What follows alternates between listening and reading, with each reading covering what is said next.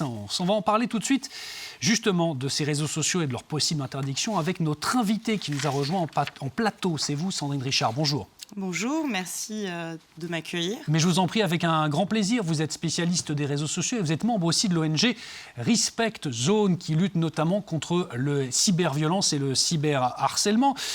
On vient de le voir, je viens de l'évoquer avant votre arrivée sur notre plateau, cette réunion d'Emmanuel Macron avec d'autres dirigeants européens. On sent qu'il y a une vague, un mouvement de fond à travers plusieurs pays du monde pour visiblement tenter de réguler, voire même d'interdire l'usage des réseaux sociaux aux plus jeunes. C'est en Europe, mais pas seulement, en Australie, mais aussi l'Indonésie, je crois, après une décision similaire. Oui, parfaitement. Alors tout d'abord, pour revenir sur Respect Zone, puisque c'est aussi le cœur de l'activité de Respect Zone, c'est éduquer, interdire sans éduquer, c'est déplacer le problème. Et c'est le cœur du débat. Aujourd'hui, Respect Zone travaille sur le terrain. On salue évidemment la décision et on va dire le lead du président Emmanuel Macron qui veut par cette décision harmoniser au niveau européen cette interdiction en évitant une fragmentation et donc effectivement essayer d'être le plus efficace. Aujourd'hui, il y a une multitude de pays qui abordent cette problématique des réseaux sociaux, mais il ne faut pas déplacer le véritable problème dans ce débat qui reste essentiellement la prévention. La prévention, on va y revenir justement. Alors, je voulais également évoquer avec vous d'un mot cette initiative, cette sorte d'application mise en place par l'Union européenne pour vérifier l'âge des utilisateurs des réseaux sociaux. Alors, c'est une application où on rentre son âge sans divulguer d'informations. Alors, au niveau européen, on dit que ça pourrait être utilisé pour vérifier l'âge, notamment des mineurs qui accèdent aux plateformes. C'est une bonne chose, ça, ou c'est un peu une usine à gaz, selon vous ? Alors, il n'y a pas de bonne réponse. Je vais revenir effectivement sur ce sujet-là. On doit être conforme au RGPD, on doit garantir les libertés fondamentales. Une des libertés fondamentales, évidemment, reste la protection de la vie privée. Donc, évidemment que cette décision doit, comme dans toute décision, on recherche l'équilibre. C'est l'ADN même de l'Europe. La recherche de l'équilibre entre la protection aujourd'hui des mineurs, encore une fois, on salue cette décision, et toujours cette recherche d'équilibre avec la liberté des droits fondamentaux. Est-ce que c'est ou non une bonne chose ? Oui, mais ça ne sera pas efficace dans l'immédiat, puisque vous savez qu'on doit être conforme au RGPD, qui est une réglementation européenne, sans rentrer dans le détail. Sur la protection des données personnelles. Exactement. Voilà, donc là, ce qu'il est prévu, puisqu'encore une fois, on est au début, donc je ne peux pas vous dire de manière effective comment elle va être implémentée, comment elle va être mise en œuvre. Mais ce qu'il en ressort, c'est qu'on est dans une anonymisation des données.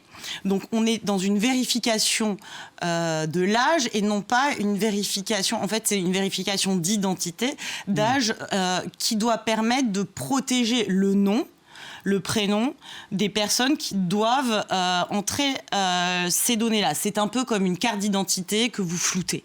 Voyez, tout en garantissant l'âge. Exactement, voilà. Pour garantir l'accès à l'âge. Donc, mais on est au début. Alors justement, on parlait du contrôle des plateformes. Il y a eu une décision de justice aux États-Unis qui a fait grand bruit, notamment avec une condamnation de Meta en particulier par un tribunal. C'était en Californie, il me semble, d'une jeune femme qui accusait ces réseaux d'être responsables de ces problèmes de santé mentaux. Est-ce que cette décision, alors il va évidemment y avoir un appel, mais est-ce que ça ne marque pas aussi une forme de tournant sur ces plateformes qui vont plus pouvoir se défausser sur la responsabilité individuelle des utilisateurs et mettre en place des vrais garde-fous ?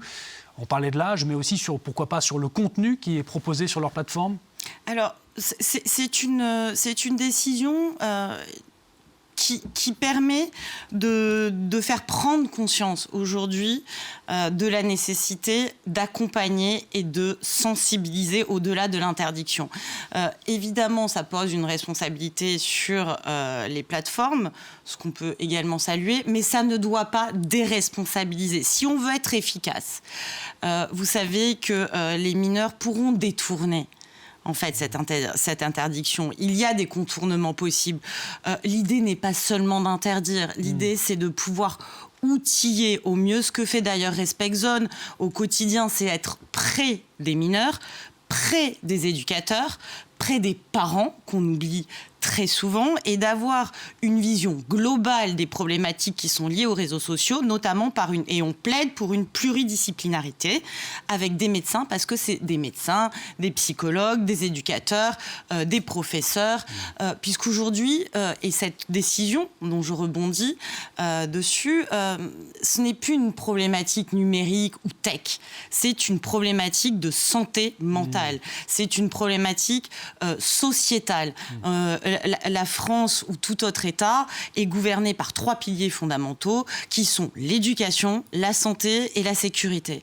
Et aujourd'hui, la problématique des réseaux sociaux s'adresse à ces 3 piliers avec des impacts sur l'addiction des écrans qu'il ne faut pas oublier. Encore une fois, l'interdiction, elle seule, ne sera pas suffisante. Et la sensibilisation est la pièce maîtresse. On a bien compris que il y a plusieurs aspects différents pour avoir une sorte d'approche responsable vis-à-vis des numériques responsables des réseaux sociaux. On a compris que c'était ce que vous portiez notamment. Est-ce que aussi il y a un contrôle, alors on parle beaucoup de l'algorithme et du contenu de ces réseaux sociaux qui doit également ne pas être, pourquoi pas, contrôlé, mais qui doit être discuté, surveillé, étudié, notamment, en particulier lors du contenu proposé aux plus jeunes. C'est aussi une question centrale en particulier. Alors, oui, vous avez totalement raison, mais il existe déjà, sans rentrer dans la technicité sur votre plateau, il existe déjà de toute façon des obligations face à certains contenus, que ce soit sur le racisme, la haine. En revanche, pour rebondir encore une fois sur vous, il y aura une responsabilité des plateformes, c'est prévu, ça existe déjà, mais c'est là que se joue encore, et je suis désolée, j'insiste, mais l'accompagnement et la sensibilisation, c'est comme pour les systèmes d'intelligence artificielle. Aujourd'hui, il ne faut plus en avoir peur, il faut aider les personnes à savoir correctement les utiliser. L'idée ici, c'est d'aider et de mettre en warning les mineurs sur des contenus qui justement pourraient poser problème, donc les avertir, les prévenir et faire en sorte, en fait, la vraie question, c'est pas au-delà de l'interdiction, c'est bien d'avoir un cadre légal, c'est comment faire entrer, comment les mineurs entreront dans les réseaux sociaux, comment seront-ils outillés pour rentrer dans les réseaux sociaux, quels sont les red flags qu'on doit leur donner pour se dire, ah ben là, peut-être que le contenu, effectivement, il y a une problématique. On n'est pas à l'abri des cyberviolences. Aujourd'hui, avec les systèmes d'intelligence artificielle, rien n'est infaillible. On sait que l'être humain est de par essence est faillible. Donc aujourd'hui, vraiment, encore une fois, même la problématique des contenus se réglera par une bonne prévention et une bonne éducation au numérique. Ce sera le mot de la fin. Merci d'être venue nous voir, Sandrine Richard, et merci de votre éclairage ce matin. Merci. Spécialiste des réseaux sociaux, membre notamment de l'ONG Respect Zone. On aura bien compris votre message. L'interdiction, ça ne suffit pas. Il faut d'autres accompagnements, notamment, et d'éducation aux réseaux sociaux comme ailleurs. On l'aura compris. Merci encore à vous d'être venue nous voir.